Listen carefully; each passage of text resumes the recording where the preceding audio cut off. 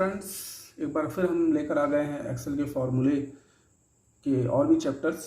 तो चलिए आज एक नए फार्मूले के बारे में हम बात करेंगे। उस फार्मूले का नाम है लैन फार्मूला। लैन मतलब लेंथ होती है, ठीक है, लंबाई। तो ये लैन फार्मूला कैसे यूज होता है, कहाँ यूज होता है, वो हम देख लेते हैं। तो जैसा आप स्क्रीन पे हमारे देख पा रहे हैं कि मैंने यहाँ पे कुछ एड्रेस लिखे हुए हैं, ठीक है। एक एड्रेस मैंने यहाँ पर लिखा है Karol Bagh, new Delhi, new India Gate, ठीक है। मैंने इस तरह यहाँ पे एक एड्रेस डाला हुआ है। और एक और एड्रेस मैंने यहाँ पर लिखा है बांद्रा टर्मिनल, मुंबई, इंडिया, ठीक है। तो अब क्या है कि अगर मुझे ये पता करना हो कि ये जो वर्ड है यानी ये जो पूरा एड्रेस लिखा हुआ है ये टोटल कितने कैरेक्टर का है, ठीक है, कितने कैरेक्टर का लिखा गया है, तो मुझे इसको गिनने में प्रॉब्लम होगी। क्योंकि अगर मैं इसको गिनता भी हूँ तो मैं इस तरह गिनूंगा 1 2 3 4 5 6 7 8, इस तरह मैं गिनते जाऊंगा, ठीक है। तो काफ़ी समय मेरा लग जाने वाला है, ठीक है। तो मैं यहाँ पे करने क्या वाला हूँ कि सिंपल सा एक फॉर्मूला लगा देना है मुझे लेंथ का, ठीक है, जिसको हम लैन बोलते हैं शॉर्टकट में। तो हम लेंथ का फॉर्मूला लगा के ये देख पाएंगे कहीं पर भी एक्सेल की शीट में, जहाँ पे भी खाली जगह है, आप कहीं भी उस फॉर्मूले को अप्लाई कर सकते हैं और ये पता कर सकते हैं कि वो जो एड्रेस आपको मिला है, एड्रेस हो गया या कोई भी जो लंबा मैटर हो, यानी कि लंबा वर्ड लिखा गया हो, ठीक है, या लंबी एक लाइन पूरी लिखी गई हो, उसको आप बड़े ही आसानी से कुछ ही सेकंड में आप लेंथ के फॉर्मूले से जान पाएंगे कि उस लाइन के अंदर या वो जो वर्ड है बड़ा या फिर वो जो पूरा एड्रेस दिया हुआ है या कुछ भी है, ठीक है, उसमें कितने कैरेक्टर लिखे गए हैं।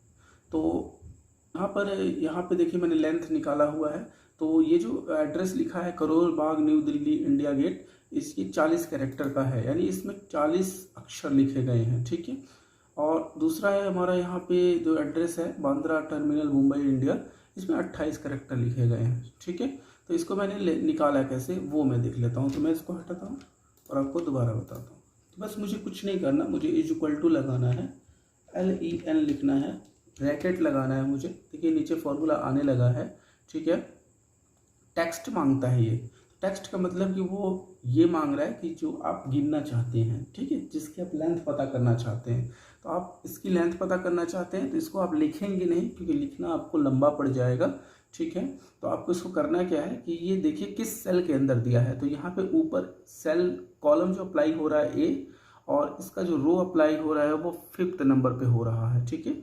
जिस भी सेल के अंदर ये लिखा हुआ है वहाँ पे उसका कॉलम देख लीजिए और साइड में इसका रो देख लीजिए। तो A और 5, ये A5 के अंदर है, आप यहाँ पे डायरेक्टली A5 लिख सकते हैं, ठीक है। जस्ट लिखिए, आप ब्रैकेट को क्लोज करिए और एंटर दबा दीजिए। देखिए 40 आ गया है, ठीक है।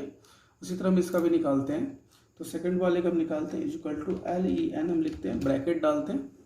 टेक्स्ट हमसे मांग रहा है तो हम कह रहे हैं A कॉलम है यहाँ पर और हमारा 7 नंबर का रो है। तो हम यहाँ पे A7 लिखने से अच्छा है कि हम इसके ऊपर ही क्लिक कर दें, उस एड्रेस के ऊपर। तो हम क्लिक कर दिए, देखिए ऑटोमेटिक A7 आ गया। हम ब्रैकेट को बंद करेंगे और एंटर दबा देंगे, हमारा यहाँ पे 28 आ गया, ठीक है। चलिए हम एक एड्रेस और लिखा के आपको दिखाते हैं। तो हम एक एड्रेस लिखाते हैं,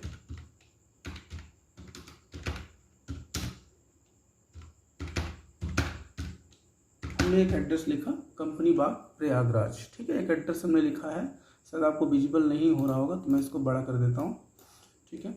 मैंने एक एड्रेस यहाँ पर लिखा हुआ है जिसका नाम है कंपनी बाग, प्रयागराज। अब मुझे ये पता करना है कि इस पूरे एड्रेस के अंदर कितने कैरेक्टर होंगे।